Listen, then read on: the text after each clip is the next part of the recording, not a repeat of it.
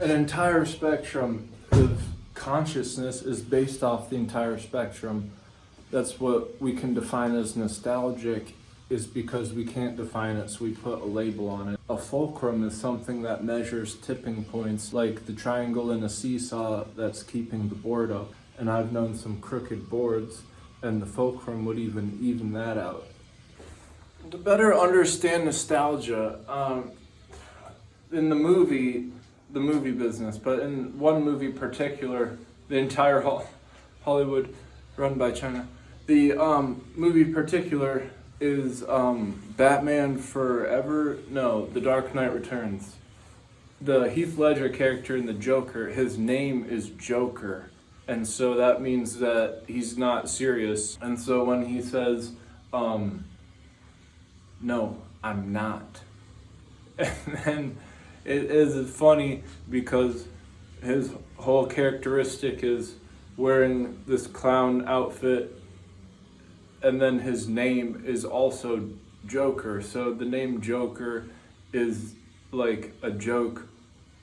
And so when he's saying something that he is, like he's showing his identification, his persona, and he says, no, I'm not, is probably the most nostalgic thing ever said inside of a movie. And just because he was like spot on in the delivery of it. My condolences to the Ledger family. So in better understanding nostalgia, you have to know that it's opposition, its counterpart, the randomization. In hate comes confusion, and so if you want to play hate, you're altering nostalgia with a random number generator, where nostalgia is calculated through the conscious of being unknown. I like to note what I was speaking on earlier and lowering expectations. There are things that can occur when this is in a circulation, whereas there would be a store that would be closed multiple times, and then lo and behold, once I would show up with a card that wasn't working, the person there, it was more like they were at a disadvantage because they felt bad that they were always closed. And so when they see that the card was declined, the expectations were lowered, as this time was in my favor, whereas they gave me the free things, saying that I said I have to go down to the bank down the road. And so go down to the bank down the road, and then I'll come back and settle this. Well, she's like, here, just take this, is what I'll give you. And so then I went to the bank, got cleared, and so I could have went back and finished paying for it. Or instead, since the expectations were lowered, why would I go back when I could just go to a different place and have the benefit of the doubt? Where in the benefit of the doubt in larger scales would succumb to people selling themselves for free. Separately, there's been a study that's been done in a lake where the bottom of it has a sinkhole. Within it is surprisingly a fantastic bacterial, which is, some people, they think from the studies, is that it has to do with the oxygen above it. And where I'm a person who thinks that's pretty similar to the space trash, whereas that has a concord of radiation.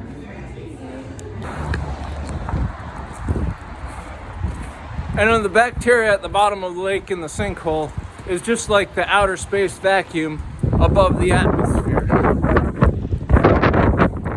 And the radiation exchange is something that is undergoing underwater, where the exchange is in the molecular dystrophy.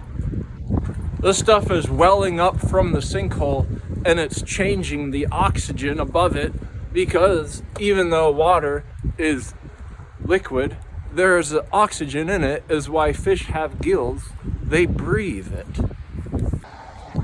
So I have a phone and it tracks where I go because it's got a GPS. And so I'm thinking, what if it was a diffraction pattern or an interference outlet? How would that even surmount? Well, I put the garage door opener next to my phone and I'm thinking, these things both have something that would register. And so, what if clicking the garage door opener and it was opening, if it was set next to the phone, would it be an interference pattern?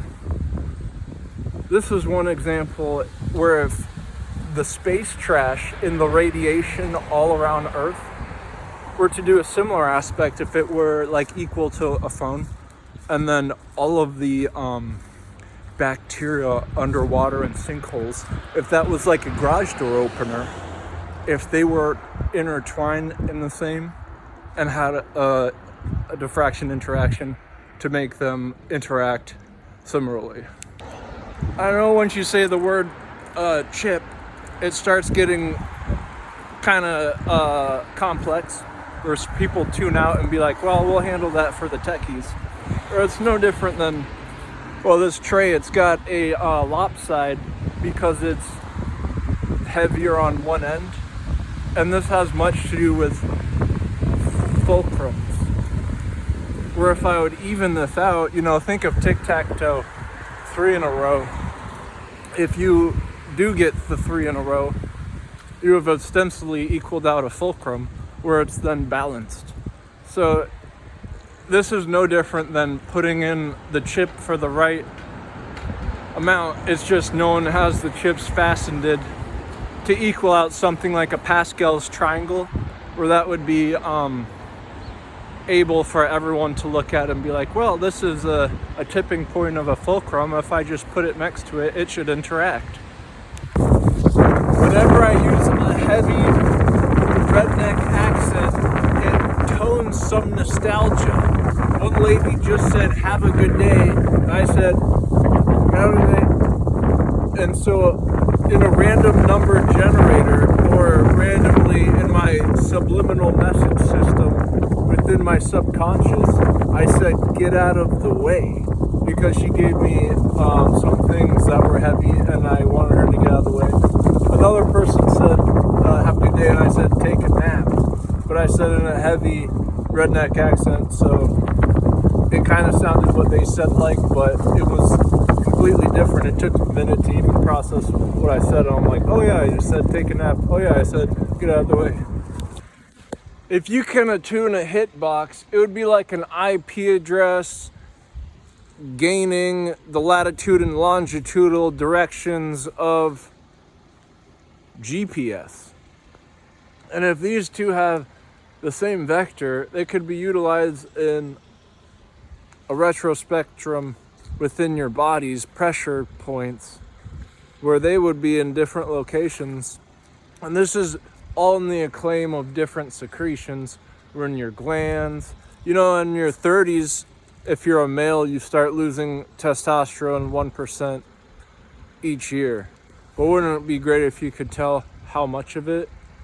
And in estrogen, I heard if you have too much of it, when there's too much of it, it involves something that's deadly. If you have too much secretion of anything, isn't it deadly?